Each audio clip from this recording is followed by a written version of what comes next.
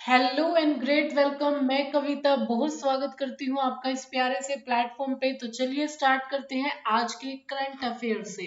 तो आज बनाया जा रहा है हिंदी दिवस। तो आज है नेशनल हिंदी दिवस, तो इसकी बहुत बहुत शुभकामनाएं। सबसे पहले देखिए, यहाँ पर दो डेट्स हैं नॉर्मली, एक है सितंबर 14 और एक है जनवरी 10। तो 14 सितंबर को बनाया जाता है नेशनल हिंदी दिवस यानी राष्ट्रीय हिंदी दिवस, और 10 जनवरी को बनाया जाता है इंटरनेशनल हिंदी दिवस। तो ये दोनों डेट्स काफी इंपॉर्टेंट हैं। इसके साथ साथ इंटरनेशनल मदर लैंग्वेज डे जो है, ये वर्ल्ड वाइड डे, मतलब एक तरह से विश्व के स्तर पर ऑब्जर्व किया जाता है, बनाया जाता है। और ये किस दिन होता है? 21 फरवरी को।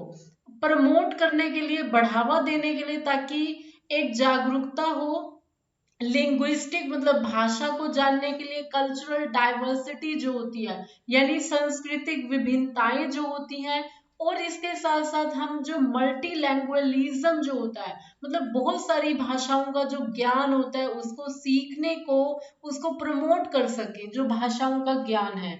तो इसके साथ साथ देखिए, अभी रिसेंटली जो संडे को एचसीएस का पेपर हुआ था, वहां पर ये क्वेश्चन था कि इसमें से कौन सी क्लासिकल लैंग्वेज नहीं है।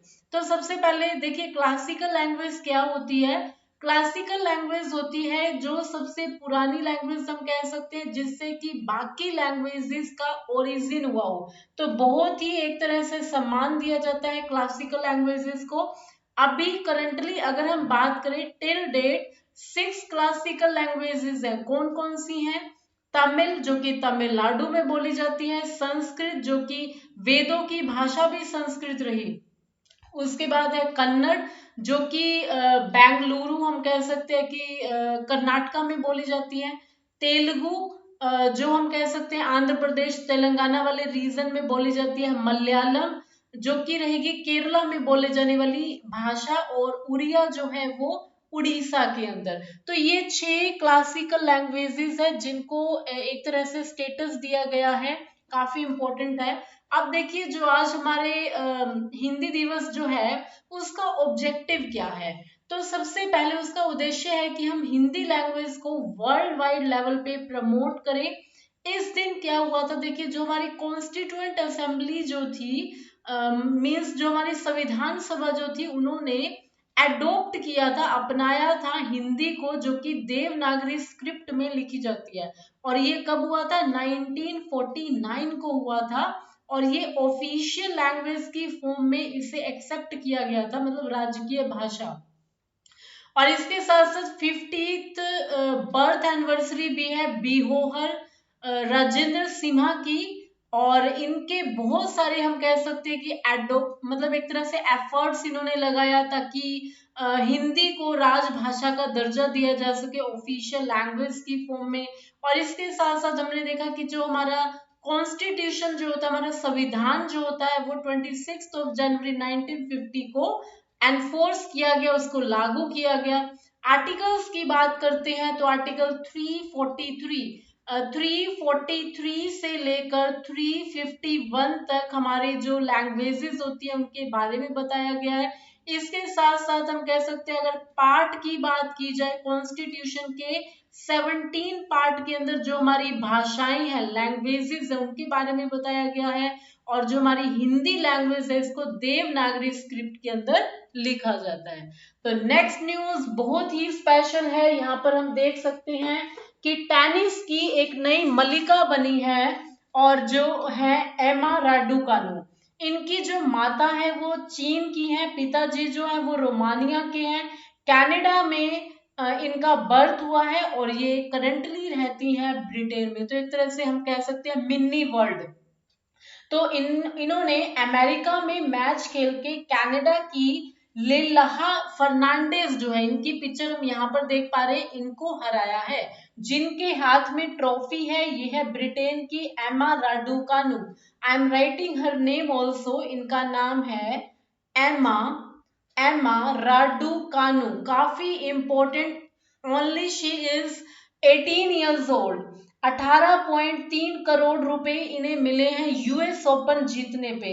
तो इतने किसी टीनेजर खिलाड़ी को इतना बड़ा प्राइज मिलना अपने आप में बहुत बड़ी बात है। और इसके साथ साथ इनकी वर्ल्ड की जो रैंकिंग है वो 150 से बढ़कर अब हो गई है, इनकी 23rd नंबर पे आ गई है। ये बहुत ही बढ़िया उम्दा इन्होंने खेला।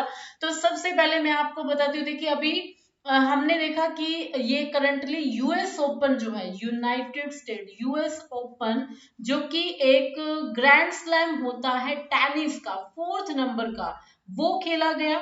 और जो कि खेला जाता है हार्ड कोर्ट के ऊपर, जिसमें एमा राडुकानु ने ये ट्रॉफी जो होती है यूएस ओपन की अपने नाम कर ली। हार्ड कोर्ट का मतलब क्या होता है? हार्ड कोर्ट, कोर्ट वो जगह होती है जहां पर टेनिस को खेला जाता है, और क्योंकि जो सरफेस होती है वो हार्ड होती है इसलिए हार्ड कोर्ट इसको बोला जाता है। तो फटाफट से मैं आपको बताती हूँ, यहाँ पर देखिए हमारे पास अगर हम बात करते हैं टेनिस के टूर्नामेंट्स की, तो टेनिस के 4 टूर्नामेंट्स होते हैं टोटल, और ये एक सीरीज में होते हैं। सबसे पहले आता है ए से ऑस्ट्रेलियन ओपन, हम इसको बोलते हैं, जो कि ऑस्ट्रेलिया में होता है। नेक्स्ट जो होता है वो होता है, उसको हम बोलते हैं फ्रेंच ओपन। देन जो 3rd नंबर पे होता है that is the Wimbledon, and जो 4th नंबर पे होता है उसको हम बोलते हैं यूएस ओपन। ये सीरीज में होते हैं और ये हर साल होते हैं, एनुअल होते हैं। ऑस्ट्रेलियन ओपन जो है ये यूजुअली जनवरी में खेला जाता है, जनवरी टू फेब तक हो रहता है इसका मतलब जो ड्यूरेशन हम कह सकते हैं। फ्रेंच ओपन जो रहता है वो हम कह सकते हैं मई जून तक के बीच में रहता है। देन हम कह सकते हैं कि जून में विंबलडन, एंड देन जुलाई अगस्त, अगस्त में ये लगभग खेला जाता है। तो हम इस तरह से इनको इनके जो ड्यूरेशन होते हैं वो देख सकते हैं। इसके बाद अगर हम कोर्ट की बात करते हैं, ये कहाँ पे खेले जाते हैं? देखिए जो ऑस्ट्रेलियन ओपन होता है ये हार्ड कोर्ट पे खेला जाता है। एंड अगर हम बात करते हैं फ्रेंच ओपन की, और एक तरह से यूएस ओपन पहले देख लेते हैं, हार्ड कोर्ट पे ये खेला जाता है। एंड देन ये जो होता है ये यहाँ पर खेला जाता है क्ले पे, ये हो जाएगा देखिए क्ले पे खेला जाता है। और ये होता है एक तरह से विंबलडन जो होगा वो ग्रीन जो कोर्ट होता है वहां पर खेला जाता है। तो इस तरह से हम इनको थोड़ा सा कोरिलेट कर सकते हैं। और अगर हम चैंपियंस की बात करें तो मैन में जो थे सबसे ज्यादा जिन्होंने खिताब जीता, यानी ऑस्ट्रेलियन ओपन अपने नाम किया, फ्रेंच ओपन अपने नाम किया, विंबलडन किया, लेकिन यूएस में वो एक तरह से हम कह सकते हैं कि विनर नहीं रहे, लेकिन उन्होंने एक तरह से विनर को हराने के लिए काफी compete किया। तो जी हाँ, इनका नाम है नोवाक जोकोविच। नोवाक जोकोविच जो है, नोवाक जोकोविच जो है, इन्होंने अपने नाम पे ये तीनों खिताब किए हैं मैन सिंगल के। मैन सिंगल के अपने आप में बहुत बड़ा इतिहास रचा है इन्होंने। ओके, यहाँ पर हम देख पा रहे हैं नोवाक जोकोविच जी को, नोवाक है इनका नाम, जो कि सर्बिया से बिलोंग करते हैं। यूएस ओपन के ही ये अवार्ड्स हैं, सर्बिया से ही बिलोंग करते हैं नोवाक जोकोविच। और यहाँ पर हम देख सकते हैं डैनियल मेडवेडेव देव जो है, यहाँ पर इनकी तस्वीर है, जिन्होंने यूएस ओपन जो है ये जीत के अपने नाम कर लिया है। और इसके साथ साथ हम देख सकते हैं कि बहुत ही एक तरह से टफ कंपटीशन रहा, लेकिन फाइनली इन लोगों ने ट्रॉफीज जो है अपने नाम की हैं। और जो डैनियल है ये रशिया से बिलोंग करते हैं। नेक्स्ट न्यूज की तरफ हम प्रोसीड करते हैं। कैग यानी कंट्रोलर एंड ऑडिटर जनरल, जो कि आर्टिकल 148 के अंदर इनका जिक्र किया गया है, आर्टिकल 148 के अंदर। तो देखिए जीसी मुर्मू जो कि आईएएस ऑफिसर रहे हैं, इन्हें इलेक्ट किया गया है एसओसाई का चेयरमैन।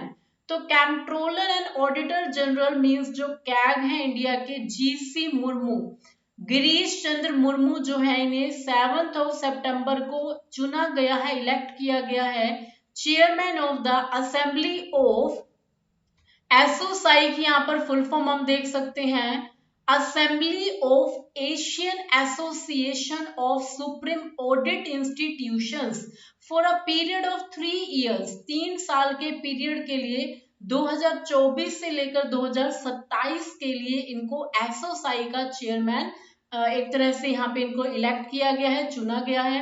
तो इलेक्शन के बाद ये जो कैग एश्योर्ड करेगा कि जो मेंबर्स हैं साई इंडिया के 3 इयर्स का जो टर्म रहेगा वो इन्हें एक तरह से दिया जाएगा और they will focus on the areas of environmental audit and leverages emerging technology for audit. तो सबसे पहले देखिए जो कैग होते हैं इनकी फुल फॉर्म होती है controller and auditor general. I am writing the full form controller, it is not controller, controller and auditor general यानी नियंत्रक एवं महालेखा परीक्षक इनको बोलेंगे। कंट्रोलर एंड ऑडिटर जनरल इनका क्या काम होता है? इनका काम होता है मतलब जितने भी सरकार के खर्चे होते हैं उनको लिखने का काम और उनकी ऑडिटिंग करने का काम जो होता है वो कैग करता है। तो ये काफी इम्पोर्टेंट है और कैग जितने भी एक तरह से चुने जाते हैं प्रेसिडेंट जी के द्वारा वो आईएएस ऑफिसर ही होते हैं 99.9 केसेस के अंदर। और जो कैग होते हैं इनका जो टेन्योर होता है वो 6 साल, वो होता है 6 साल या हम कह सकते हैं 65 साल का जो पहले आ जाए।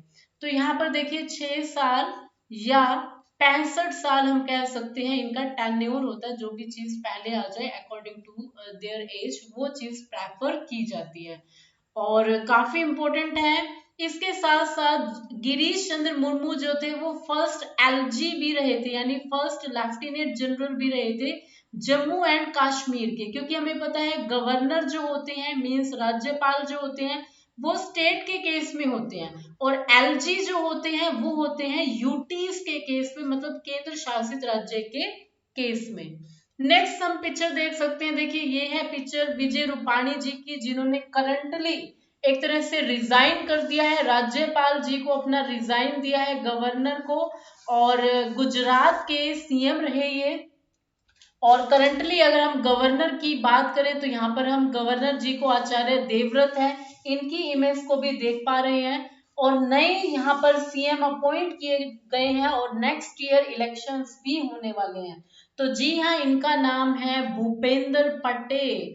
भूपेंद्र पटेल जो हैं इन्हें शपथ भी दिलाई गई है गवर्नर जी के द्वारा जो कि एक तरह से गवर्नर है गुजरात के आचार्य देवव्रत नाम है इनका। तो यहाँ पर इमेजेस से बहुत क्लियरली पता लग रहा है हमें किस तरह से यहाँ पर एक तरह से पिक्चर को जो शो किया गया है बीजेपी की तरफ से बहुत बड़ा एक हम कह सकते हैं कि यहाँ पे डिसीजन लिया गया इलेक्शन से पहले का। तो थैंक यू सो मच। अगर आपको वीडियो इंफॉर्मेटिव लगा तो don't forget to like share and subscribe the channel. Thank you so much.